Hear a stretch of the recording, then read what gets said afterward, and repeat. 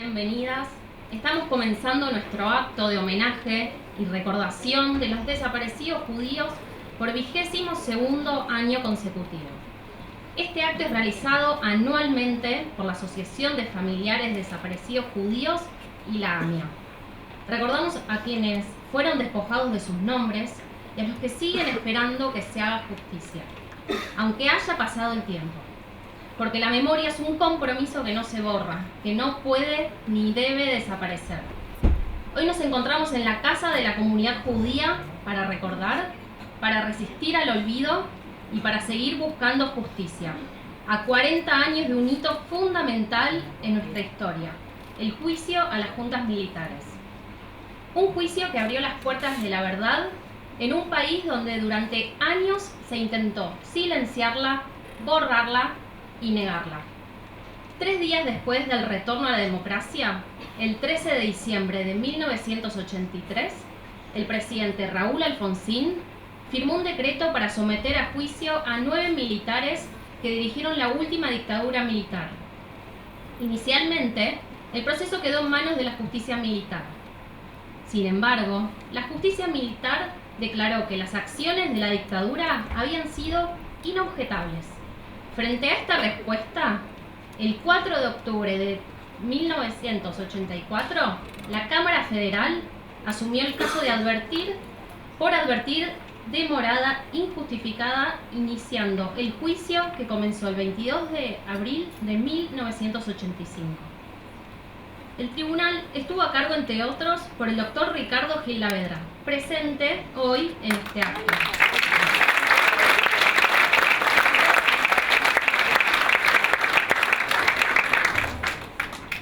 Los testimonios confirmaron el funcionamiento de centros clandestinos de detención y la práctica sistemática de torturas. El 9 de diciembre de 1985 se dictó sentencia. Videla y Macera fueron condenados a prisión perpetua. Lambruschini y Agosti recibieron condenas menores. Otros fueron absueltos. El juicio a las juntas fue un hecho inédito en el mundo y un pilar en la defensa de los derechos humanos. Su recuerdo sigue siendo esencial en el camino de memoria, verdad y justicia. Nunca más. Vemos a continuación un breve resumen del juicio a las juntas.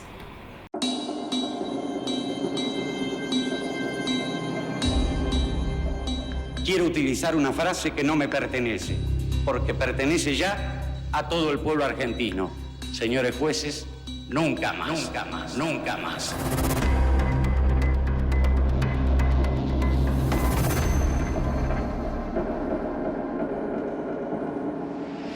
¿Jura usted decir verdad en todo cuanto supiere y fuere preguntada? Sí, juro. Tome asiento.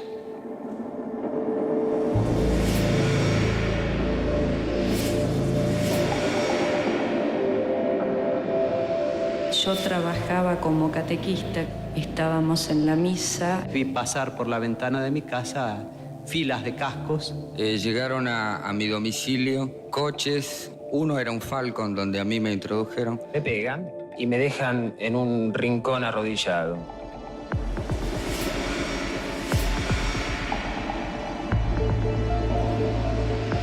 Me dieron el número 348, me colocaron los grilletes. Me llevaron al sector denominado Capucha. Oigo gente que habla, gente que pide agua, que pide ir al baño, oigo pasos. Para las necesidades fisiológicas teníamos que pedirle al guardia un balde, de esa forma, guardia o el balde. No puedo olvidar el caminar de las ratas sobre el cuerpo de todos nosotros.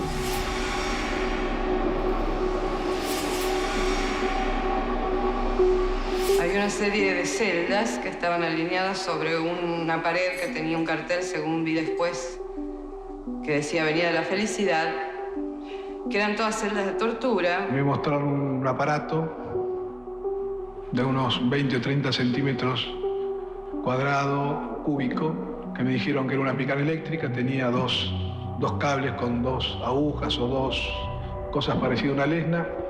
Me dijeron que si no accedía a las preguntas que me hacían, me iban a aplicar descargas eléctricas con ese aparato.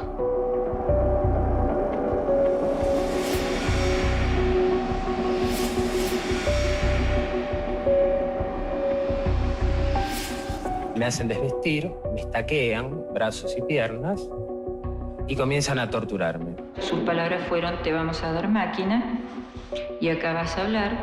Me hacían acusaciones, imputaciones de pertenecer a organizaciones subversivas, cosas que negaba. Pernía empezó a aplicarme descargas eléctricas, empezó por las rodillas, digamos. Las descargas eléctricas fundamentalmente las aplicó en la parte del cuerpo entre las rodillas y el pecho. De vez en cuando entraban para insultarme y nada más, o decirme que ya no era más sacerdote o que me iban a llevar a matar o a picanear. Vimos pasar mucha gente que después de ser interrogada eran trasladados. Trasladados significa, en la jerga de los marinos, la eliminación física.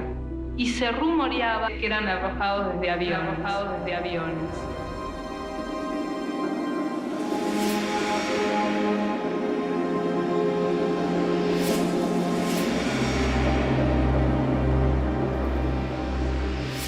Este juicio y esta condena son importantes y necesarios para las víctimas que reclaman y los sobrevivientes que merecen esta reparación. Quiero utilizar una frase que no me pertenece, porque pertenece ya a todo el pueblo argentino. Señores jueces, nunca más. Silencio en la sala. Silencio. Señores de pie. Señores de pie, por favor, silencio en la sala.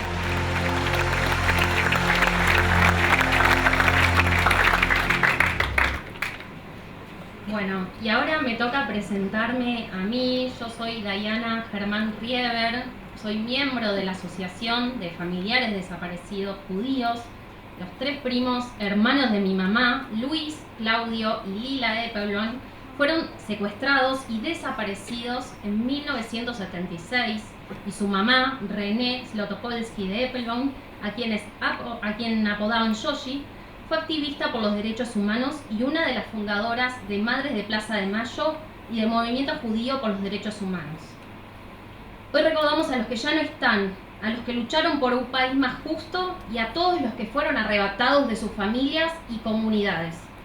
Pero también recordamos a los que durante los 40 años transcurridos después de aquel célebre juicio siguieron impulsando instancias judiciales para que se hiciera justicia. La sentencia de las juntas no fue el final del camino, sino un paso más en la lucha por la memoria, por la justicia y por la reparación.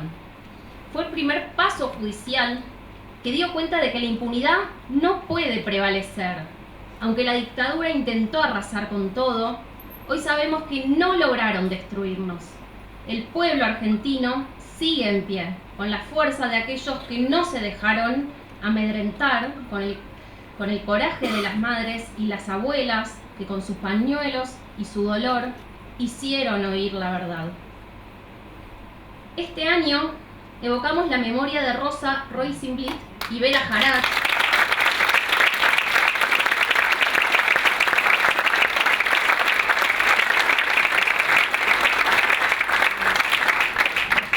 fallecidas en el año transcurrido, entre el acto que hicimos el año pasado y el presente acto, quienes fueran referentes fundamentales de la Asociación de Familiares Desaparecidos Judíos. Rosa Rosenblit, quien fue vicepresidenta de la Asociación Abuelas de Plaza de Mayo y luego nombrada presidenta honoraria de esa misma asociación, es un símbolo de lucha por la memoria, la verdad y la justicia. En el marco de Abuelas de Plaza de Mayo, emprendió una comprometida lucha dedicada a la búsqueda de nietos y a la restitución de su identidad. Y de hecho, recuperó en el año 2000 a su propio nieto Guillermo, quien también está vinculado a nuestra asociación. En los primeros años, luego de la recuperación de la democracia, Rosa colaboró con el armado del listado de los casi 2.000 desaparecidos de origen judío.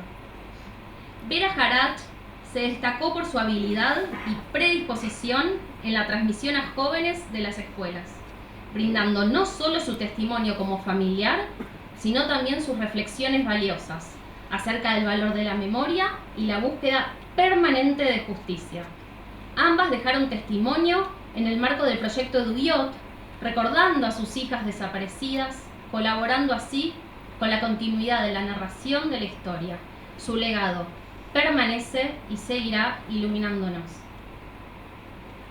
Agradecemos la presencia en este acto de diplomáticos, autoridades nacionales, jurisdiccionales y de instituciones de la comunidad judía que nos acompañan hoy.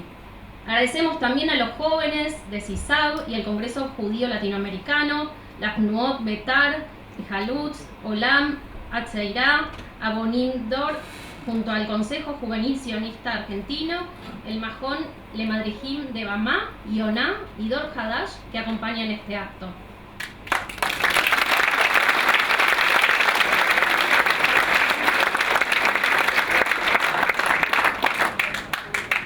Tradicionalmente, en este acto de recordación y homenaje, el primer discurso se realiza en nombre de los familiares desaparecidos judíos. Este año compartiremos el testimonio de Oscar Haimovich, quien reside en Israel, y nos ha enviado un video con sus reflexiones. Oscar es hermano de Alejandra Haimovich, quien fue secuestrada en 1976, a sus tempranos 17 años, en la ciudad de Córdoba mientras era estudiante. Oscar es miembro del grupo Memoria en Israel, donde vive hace muchos años. Siempre acompaña las actividades que se realizan en Israel en vínculo con la memoria de los desaparecidos y es un gran anfitrión en las visitas al Bosque de la Memoria que se encuentra en Ben Shemen. Escuchemos entonces ahora las palabras de Oscar. Shalom y buenas tardes. Gracias por asistir a este acto que para mí tiene una enorme importancia. Dentro de pocos meses se cumplirán 50 años del día en que un grupo de policías interrumpió en una casa de Córdoba y secuestró a mi hermana Alejandra. Fue torturada, violada y finalmente asesinada en el centro clandestino de detención y exterminio La Perla, en las afueras de Córdoba. Tenía apenas 17 años, era brillante, lúcida, llena de vida, amada y podría decir venerada por sus compañeros y compañeras, amigos y amigas. Desde siempre se destacó por su pensamiento claro, su dulzura, su solidaridad, su amor y respeto por el prójimo.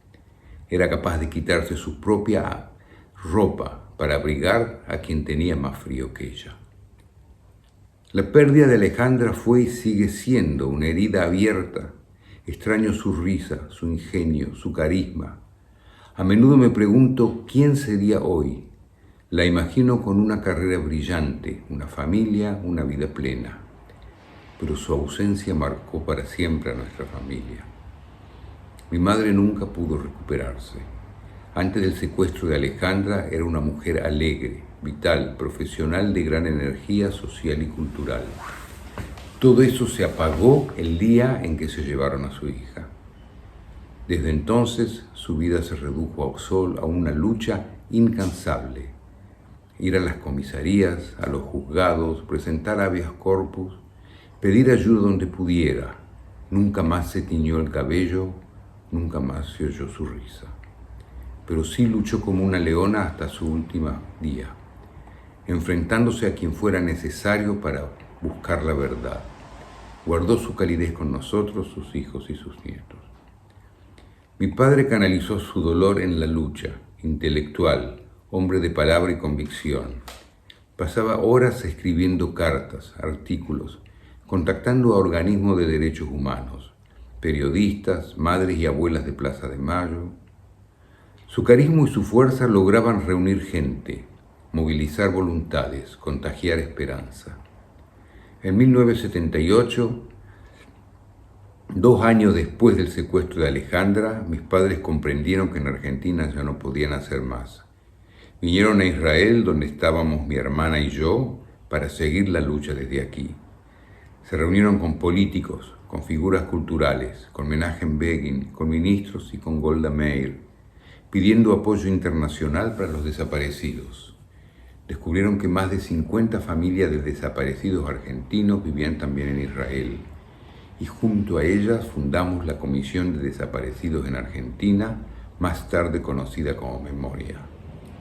Desde ese espacio seguimos exigiendo verdad y justicia, difundiendo al mundo lo que ocurría en nuestro país. En abril de 1980 recibimos el testimonio de Graciela Geuna, sobreviviente del campo de concentración La Perla. Ella nombró en su testimonio a mi hermana Alejandra y confirmó lo que tanto temíamos: su paso por ese infierno y su posterior traslado, palabra con que los militares encubrían los asesinatos. Otros testimonios corroboraron su relato. Años después, Memoria, junto al Keren Kayemet, impulsó la creación de un bosque en Israel para recordar a los desaparecidos. En enero de 1992 se inauguró ese espacio entre Tel Aviv y Jerusalén. Fue el primer lugar en el mundo dedicado a la memoria de los desaparecidos argentinos. Allí también se construyó una plaza con juegos infantiles en recuerdo de los niños nacidos en cautiverio. Desde entonces el bosque ha sido visitado por figuras de la cultura, de la política, por artistas como Mercedes Sosa, León Gieco, Víctor Heredia y por autoridades israelíes y argentinas. En ese bosque se celebró el acto del centenario de AMIA. El bosque fue concebido como un espacio de vida y esperanza, donde la memoria florece entre árboles, risas y voces de niños. Allí están las placas con los nombres de los desaparecidos, con su recuerdo, con su luz. La última placa fue colocada por AMIA y se incluyeron allí nombres de desaparecidos que la Comisión de Desaparecidos Judíos en Argentina pidió incluir. El bosque es sin duda uno de los mayores logros de memoria. Hoy, al conmemorar medio siglo de aquel horror, quiero compartir dos reflexiones que nacen del presente que vivimos en Israel. La primera tiene que ver con la actitud de las autoridades frente a los familiares de los secuestrados por Hamás. He visto con dolor la falta de empatía, la distancia, la ausencia de acompañamiento, y no pude evitar recordar lo que vivimos en Argentina: el silencio de las instituciones comunitarias, la indiferencia disfrazada de prudencia, el abandono en nombre de proteger a la comunidad. Nos dieron la espalda cuando más los necesitábamos. Nos negaron consuelo y solidaridad. Esa falta de empatía duele más que el silencio mismo. No podemos ni debemos perdonar a quienes se desentendieron del dolor ajeno, a quienes no nos acompañaron, a quienes nunca asumieron su responsabilidad ni pidieron perdón. Su culpa es eterna. Ledirón Olam. Por eso también quiero reconocer la actitud actual de AMIA, que ha sabido aprender de la historia y hoy apoya activamente a las familias de desaparecidos, tanto en Argentina como en Israel. Su presencia en el bosque nos honra. Creemos, junto a ellos, que las nuevas generaciones de jóvenes que llegan en programas como Taglit deben conocer este lugar, porque la memoria no es pasado, es presente y es futuro. Mi segunda reflexión es sobre la recuperación de los cuerpos. Israel ha exigido desde el ataque asesino de Hamás el 7 de octubre de 2023 el retorno de todos los secuestrados, vivos o no, a los vivos para su rehabilitación y a los que no para darles una sepultura digna. Cuando Hamás devolvió los primeros cuerpos, la conmoción fue enorme, pero también el alivio para poder llorar sobre una tumba, de tener un lugar donde decir adiós. Nosotros, en cambio, llevamos casi 50 años sin poder hacerlo. Desde el secuestro de Alejandra nunca supimos dónde está. Solo tenemos testimonios de su paso por la Perla. Nada más. Queremos sentarnos los 7 días de Shivá, queremos decir Kadish. Y no somos los únicos. En ese campo clandestino desaparecieron más de 2.500 personas. El pacto de silencio de los perpetradores sigue siendo una forma de impunidad. Aunque fueron condenados en 2016 en la mega causa La Perla, el crimen continúa mientras no aparezcan los cuerpos. El crimen no terminó, se perpetúa en cada cuerpo que aún no ha sido hallado. Este año, el 11 de abril de 2025, un grupo de familiares de 26 detenidos desaparecidos en La Perla nos constituimos como querellantes en la causa Averiguaciones de Enterramientos Clandestinos. Gracias al trabajo del equipo argentino de antropología forense, EAF, el análisis de imágenes satelitales del geólogo Guillermo Sacripanti y el testimonio de sobrevivientes, se identificó una posible zona de enterramiento en la guarnición militar La Calera. Las excavaciones comenzaron el 16 de septiembre y 10 días después, el 26 de septiembre, el Juzgado Federal número 3, a cargo del doctor Vaca Narvaja, confirmó el hallazgo de restos humanos. Ese hallazgo fue un golpe al corazón, pero también un rayo de esperanza. Lloramos, sí, pero lloramos con fuerza, con emoción, con la certeza de que la verdad puede emerger de la tierra, aunque hayan pasado décadas. Nuestra sociedad necesita encontrar a sus desaparecidos para poder cerrar el ciclo del horror, para sanar, para que el genocidio no siga repitiéndose en silencio.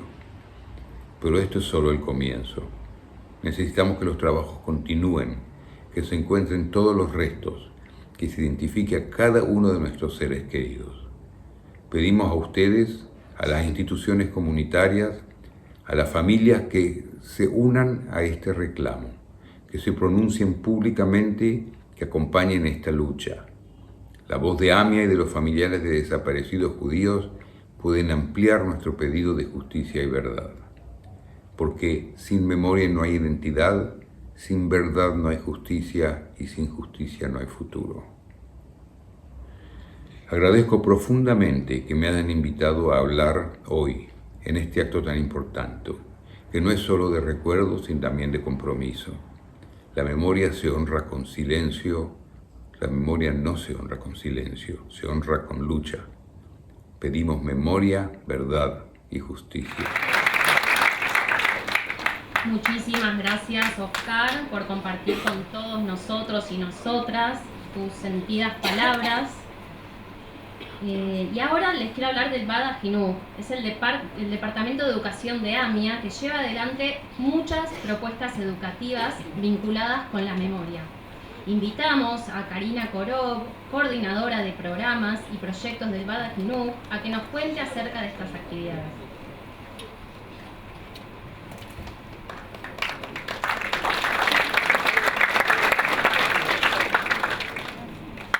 Bueno, ella que ven ahí es Celeste. Celeste es docente desde hace varios años en escuelas primarias. Este marzo de 2025, en el marco de las visitas que organizamos al Parque de la Memoria con estudiantes de la escuela que ella dirige, sucedió algo que, como docentes sabemos, no planificó previamente. Por primera vez desde que da clases, se animó a contarles a sus alumnos que tiene un tío desaparecido. Un tío al que nunca conoció y cuya historia fue reconstruyendo entre fragmentos que logró conseguir. Sus abuelos, inmigrantes japoneses con casi nulo manejo del castellano, no sabían qué hacer, a dónde ir ni cómo buscarlo. Al mismo tiempo se sentían desorientados y hasta avergonzados. Desconocían las ideas de su hijo, pero lo que más les pesaba era cómo era posible que en el país que les abrió las puertas como inmigrantes, permitiéndoles vivir del comercio y educar aquí a sus hijos, les haya desaparecido uno de ellos. Celeste estaba convencida que por esta poca información que tenía y por lo que le habían contado acerca de sus abuelos, el tío no estaría en un monumento en donde están los casos judicializados de personas desaparecidas. Los estudiantes, sus estudiantes, habían escuchado la explicación que les dimos acerca de cómo está construido el monumento, por año y por orden alfabético. Inmediatamente, luego que ella se animó a contarlo, le preguntaron el apellido y el año de su desaparición. Salieron corriendo, encontraron el apellido, la llamaron casi a los gritos para corroborar que ese nombre que leían era el de su tío, mientras Celeste, emocionadísima, se acercaba. Lo que vemos allí es el momento exacto en el que Celeste cuenta a ese grupo de chicos la información que tenía sobre su tío. Estoy convencida que los estudiantes de ese 7º grado recordarán esta experiencia por muchos años. Y también estoy convencida que ese día llegaron a su casa atravesados y movilizados, con algo distinto para contar. Desde el Bada Jinú todos los años invitamos a chicos de 6º, 7º y de secundarias de escuelas de la red a visitar distintos espacios de memoria. Luego de recorrerlos, habilitamos a preguntas, a comentarios, pero más que nada, los invitamos a conversar en sus casas, a contar lo que aprendieron, lo que vieron y a preguntar en sus familias si quieren compartirles algo de lo que saben o quizás de lo que vivieron. Les proponemos de esta forma que tengan otro tipo de conversaciones, de esas que no se tienen en la cotidianidad. Este año, como desde hace muchos años, visitamos el Parque de la Memoria, la Casa de las Abuelas, la Casa de las Madres Línea Fundadora, el Casino de Oficiales en la ESMA. Y si bien el foco de las visitas, como todos saben, está en el mes de marzo, durante todo el año sostenemos estas propuestas. Es más, el 1 de diciembre tenemos la que creo será la última de este año. No lo hacemos solos, por supuesto los familiares de desaparecidos judíos están siempre dispuestos a acompañar y a dejar allí su testimonio. Gracias a todas estas acciones, alrededor de 1000 estudiantes visitaron espacios de memoria este año. Y al mismo tiempo, este año tomamos 3 testimonios para nuestro sitio Eiduyot, que es un sitio donde los familiares desaparecidos dejan su testimonio para que puedan verlo los jóvenes que lo toman y se siga viendo para el que quiera y en donde quiera. No solo dejan testimonio familiares de desaparecidos, también personas que fueron desaparecidas y que recuperaron su libertad dejaron testimonio allí. El video que van a ver a continuación muestra imágenes de varias de estas visitas. El hilo conductor del video son fragmentos de uno de los testimonios que se tomaron este año. Exactamente en el mes de septiembre, sobre la desaparición de Víctor Galus, y vamos a escuchar la narración en la voz de Clarisa, su hermana.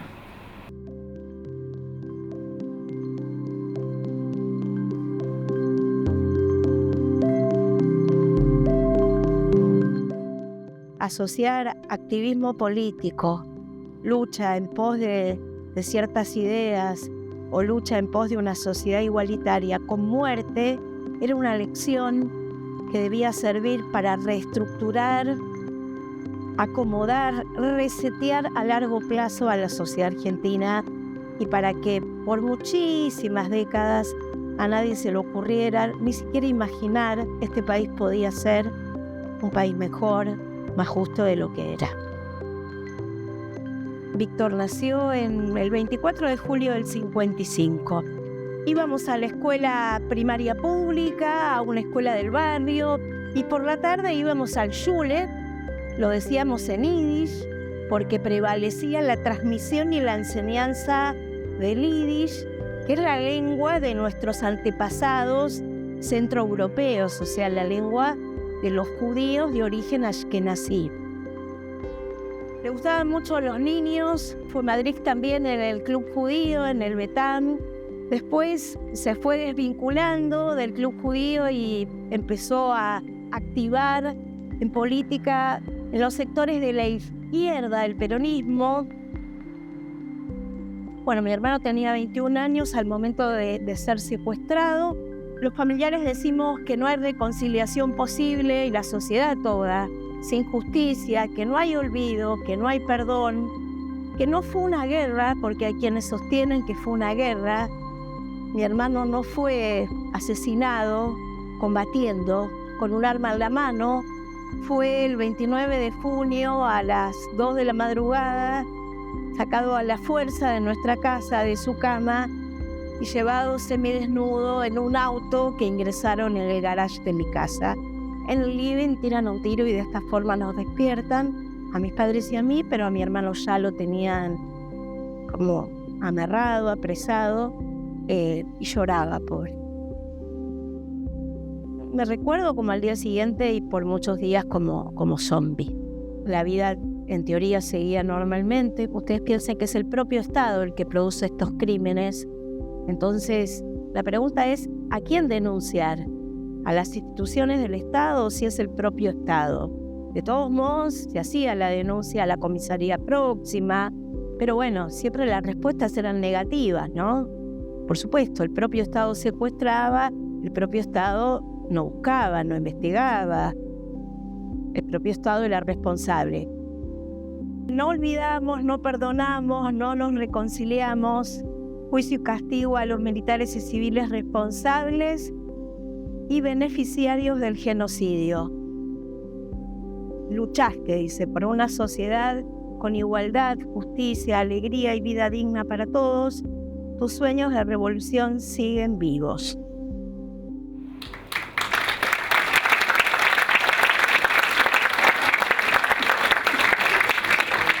Es impactante ver tantos jóvenes convocados para actividades en espacios educativos donde se ejerce la memoria y se comparten testimonios que permiten una valoración de la convivencia democrática. Actividades donde se reflexiona y se profundiza en la temática que nos convoca hoy. Y justamente hoy contamos aquí con estudiantes de una de las escuelas de nuestra red. Nos acompaña la banda de la escuela Martin Buber, integrada por las voces de Michal Falcon, Maya Smulewicz y Olivia Killman. En el teclado estará Nicolás Welletniger, Gastón Kraviek en la guitarra, David Bronstein en el bajo y Eitan Hain en la batería. La banda es dirigida por el profesor Ricardo Scalise, coordinador de alumnos y miembro del equipo de conducción de la escuela Martin Buber.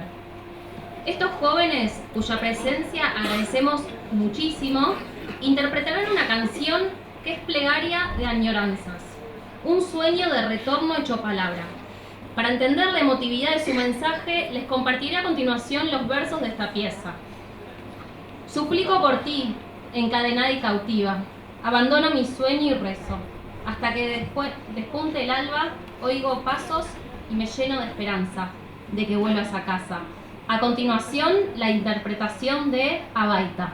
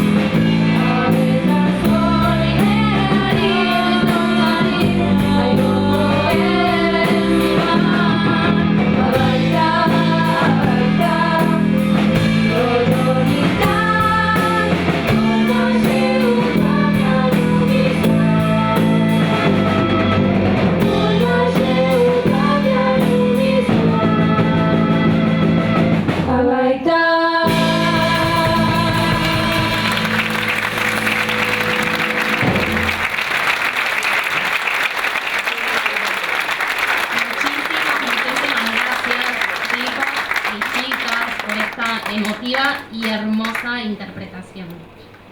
Como les adelanté antes, hoy tenemos el gran honor de que nos acompañe el doctor Ricardo Gilavedra. El doctor Gilavedra integró el tribunal que en 1985 realizó el juicio a las juntas. Durante el gobierno de Fernando de la Rúa fue designado ministro de Justicia y Derechos Humanos de la Nación. En mayo de 2022, tras triunfar en las elecciones realizadas al efecto, asumió como presidente del Colegio Público de Abogados de la Ciudad de Buenos Aires. Lo invitamos, doctor Gilavedra, a compartir su mensaje. Buenas noches a todos y a todas. Representa para mí un gran honor que se me haya convocado a este acto de la memoria.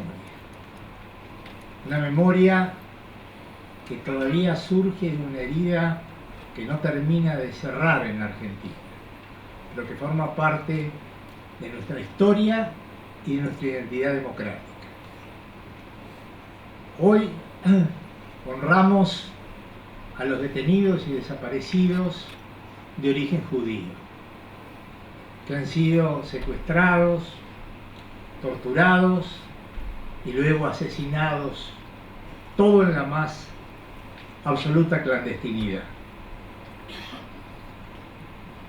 Por cierto, el homenaje que se realiza hoy, que ya es una práctica tradicional de la AMIA, se conecta con otro episodio, que son los 40 años desde que se dictó la sentencia, se realizó el juicio a las juntas militares en la Argentina. Ese juicio histórico, ya hace varias décadas, presenta varias características singulares. Por un lado, su volumen. El juicio de las juntas militares concentró cerca de 30.000 expedientes que le iban conexos. Los expedientes de habeas corpus que se habían presentado durante la dictadura, los expedientes también por privaciones ilegales de libertad, los expedientes, muchos de ellos falsos, que se habían labrado en la justicia militar, y un container que nos mandó Naciones Unidas de los reclamos internacionales. No solo la magnitud, otra característica fue el tiempo en que se realizó. El juicio de las juntas militares, desde el día en que el tribunal se abocó a su conocimiento hasta la sentencia, demandó 14 meses de trabajo. 14 meses con medios y recursos de la prehistoria. En aquel momento no había WhatsApp, no había internet. El adelanto tecnológico eran las máquinas Olivetti, las fotocopiadoras que recién comenzaban a aparecer. Por cierto, esto fue el fruto de un trabajo muy intenso y, por supuesto, del enorme acompañamiento de las organizaciones de derechos humanos, de las juventudes de varios partidos políticos, y sin lugar a dudas fue un triunfo de todo el pueblo argentino. En ese juicio se estableció por primera vez de que el Estado argentino había ordenado un plan siniestro para poder combatir el terrorismo de la década del 70, que secuestrara a las personas sospechadas de estar vinculadas a estas organizaciones, torturarlas luego salvajemente para tratar de obtener información, asesinarlas, obviamente todo en secreto, más otros delitos que fueron consecuencia de ese accionar. Las mujeres fueron violadas sistemáticamente, se les robaban las pertenencias, hasta se les robaba a los chicos que nacían en cautiverio de las madres. Y este juicio representó también otra característica sobresaliente. Fue inédito. Cuando yo les digo inédito, es que nunca antes en la historia de la humanidad un tribunal civil podía juzgar crímenes o juzgar a crímenes cometidos por una dictadura saliente. Creo que los efectos de ese juicio fueron, en el orden interno, sin lugar a dudas, permitir que la recuperación democrática se pudiera edificar sobre las bases del imperio de la ley, del principio de no impunidad, de ese principio tan básico de que todos somos iguales ante la ley y hasta que el más poderoso tiene que rendir cuentas de sus crímenes frente a un tribunal. En el orden internacional, el juicio fue un punto de arranque y de partida para el denominado ahora Derecho Internacional de Derechos Humanos. Y este modelo de verdad y de justicia, la CONADEP, que hizo una labor extraordinaria con su informe y el juicio de las juntas militares, fue replicado luego en muchos otros países de América del Sur, de Centroamérica, en Sudáfrica, en Europa, Europa del Este, en Asia, etc. Por eso yo creo que en este aniversario los argentinos tenemos que sentirnos orgullosos de esta lucha en procura de la memoria de la verdadera justicia. Pero sin duda este plan siniestro que se estableció desde lo más alto del poder durante la dictadura militar afectó a miles de argentinos. Pero en el caso de los judíos tuvo otra característica distinta. Fue más. Los judíos, los detenidos desaparecidos judíos, sufrieron mucho más que los otros, en dos aspectos. Por un lado, una sobrerepresentación. Se calcula que en aquel momento la población judía no llegaba al 1% de la población argentina, se calcula en 0.6, 0.7, pero según el informe de la CONADEP, el informe de la CONADEP registró 798 casos, sobre 8.960, es decir, casi un 10%. Una sobrerepresentación que lo multiplicó casi por 10. Por otra parte, los judíos que fueron mantenidos en cautiverio sufrieron indecibles vejaciones y humillaciones.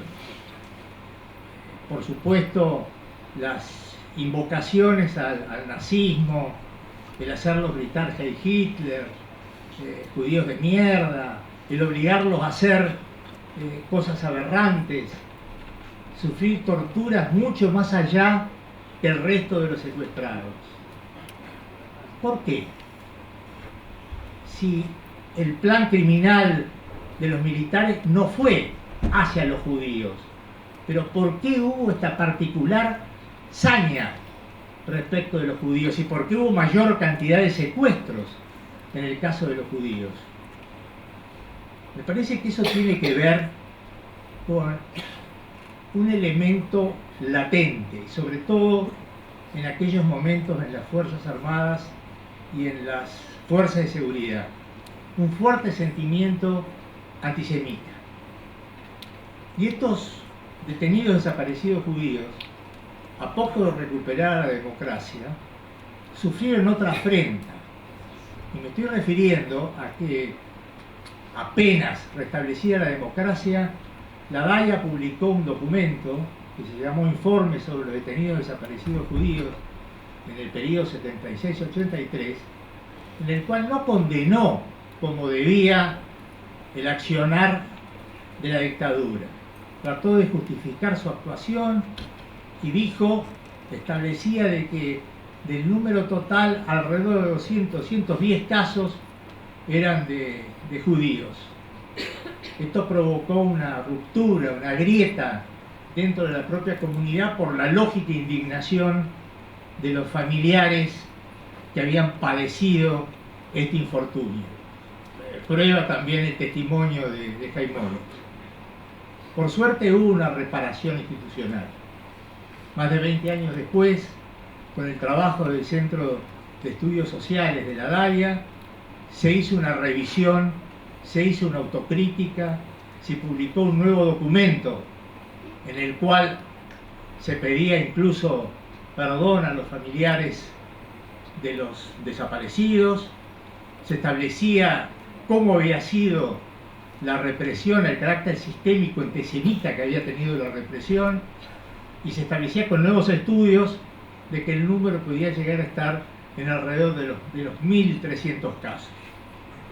Esta revisión permitió, sin duda, poder reeditar la memoria colectiva de mejor manera y un diálogo más honesto, más franco con los familiares.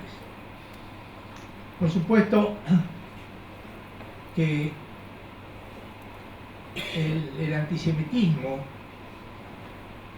que bulle en todo esto es una de las degradaciones más grandes que tiene un sistema democrático, porque afecta ese principio básico que lo sustenta, que es el de la igualdad. Y no puede haber discriminaciones por razones de raza, de religión, de credo, de sexo, de nacionalidad, etc.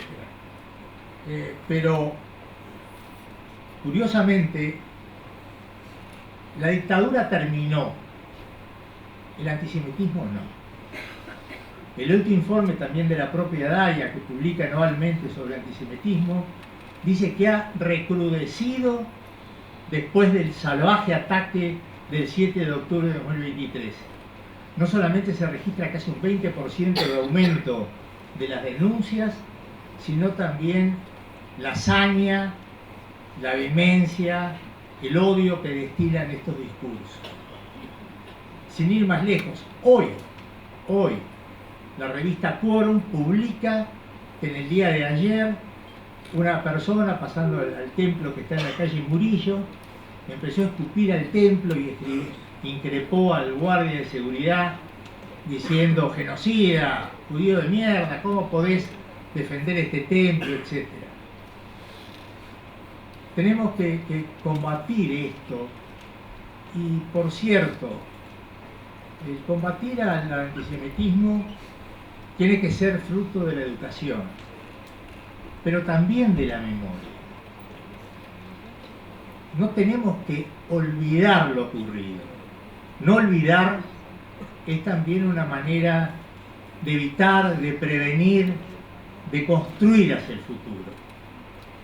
Y este acto no solamente tiene por objeto el honrar y rendir homenaje a los detenidos desaparecidos judíos, sino también que asumamos todos un compromiso muy fuerte para poder seguir luchando por la igualdad, por la diversidad y por la dignidad del ser humano. Muchas gracias.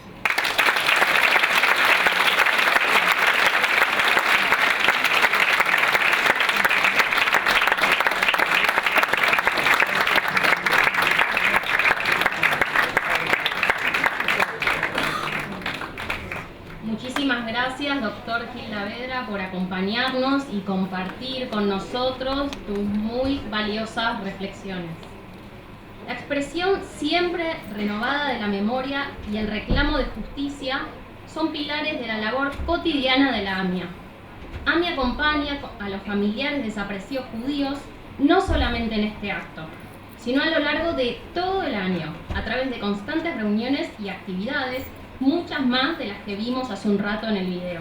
Invitamos ahora al presidente de la AMIA, el doctor Osvaldo Armoza, para que nos dirija su mensaje. Buenas tardes, muchas gracias por acompañarnos hoy en este acto que desde ya 22 años realizamos junto a la Asociación de Familiares de Desaparecidos Judíos, una tradición que honra nuestro compromiso inquebrantable con la memoria, la justicia y la verdad. Una vez más, decimos presente en esta casa, que es un símbolo inequívoco de resiliencia e identidad compartida, valores fundamentales que nos reúnen para volver a rendir homenaje a las víctimas de la última dictadura que sufrió nuestro país. Al referirnos a ese oscuro periodo de nuestra historia reciente, los adjetivos parecen siempre insuficientes para describir las atrocidades cometidas por un Estado que desplegó una represión planificada, sistemática y clandestina. Un Estado que despojó a las víctimas de toda garantía constitucional y de todo respeto por sus derechos, que secuestró, torturó, hizo desaparecer y asesinó despiadadamente. En ese entramado de horror hubo un componente adicional que nos convoca especialmente hoy: el antisemitismo.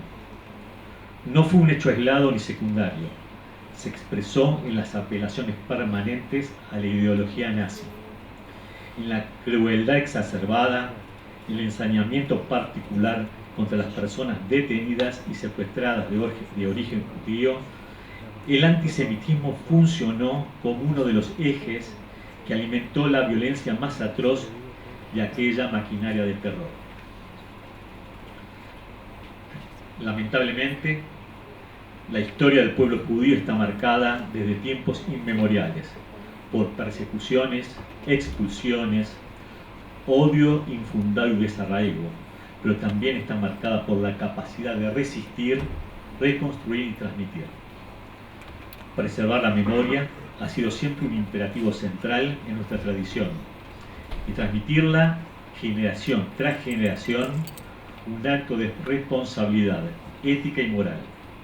Por eso, para AMIA, tan significativo abrir las puertas cada año y encontrarnos con ustedes en este espacio de recordación es imprescindible. Hoy estamos aquí alzando la bandera del no al olvido, frente a los crímenes del terrorismo de Estado, frente al ataque a toda forma de vida diferente de la que proponen los extremistas y los asesinos. Hoy decimos, una vez más, no olvidamos, no negamos, no relativizamos.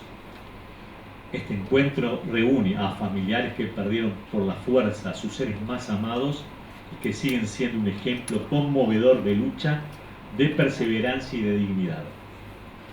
Reúne también, con enorme orgullo, a un juez que tuvo un rol fundamental en el juicio de las juntas, un acontecimiento decisivo para la historia dramática argentina.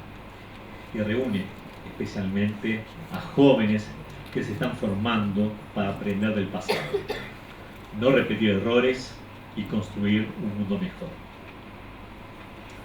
Ustedes son los custodios de la identidad, son testimonio vivo contra el olvido y le dan voz y acción a aquello que algunos prefieren negar o distorsionar. En ustedes, queridos jóvenes, están depositadas nuestras esperanzas. Por eso decimos que este acto es también un ejercicio de memoria colectiva mirando hacia el futuro. Y así como recordamos también, nos debemos preguntar, ¿a qué debemos decirle hoy nunca más?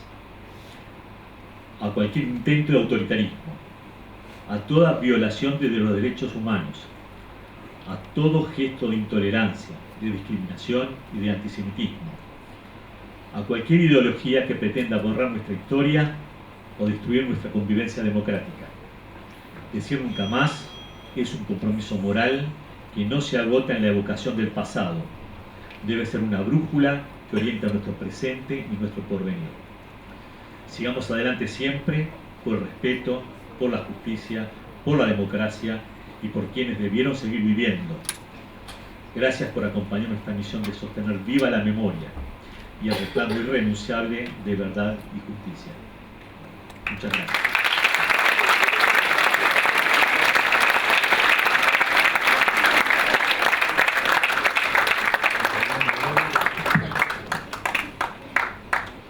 Muchas gracias, Osvaldo, por tus palabras. Y ahora vamos a tener el gusto de escuchar un segundo tema a cargo de los estudiantes de la banda del Colegio Martín Buber. Un tema que es un canto a la unidad y simultáneamente a la diversidad.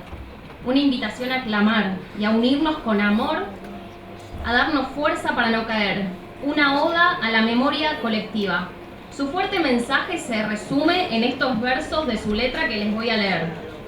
Juntos Pasaremos los momentos difíciles. Lo más importante es recordar. Queridos estudiantes, las y los invito a interpretar Am Echad.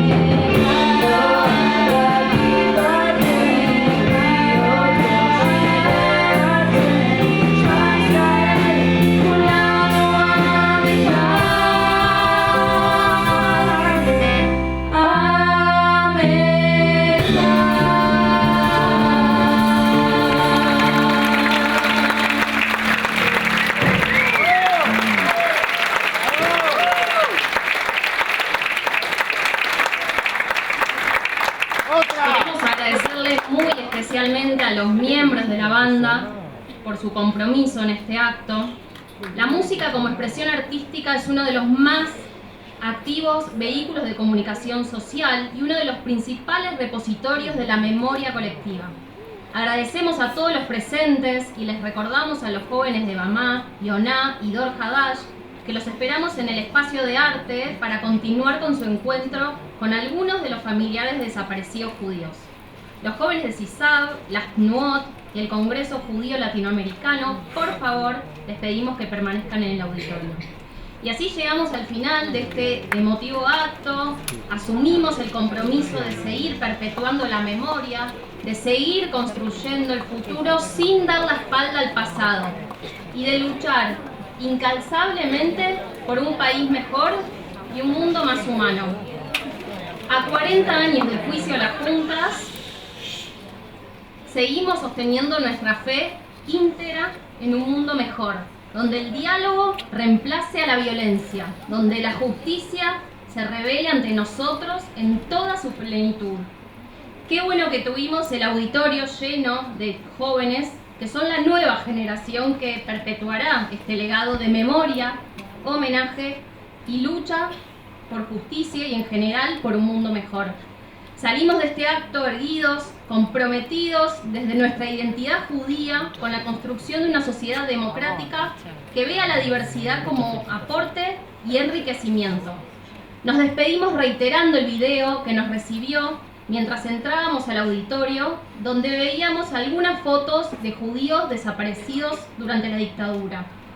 Sea su memoria un legado significativo para todos y todas.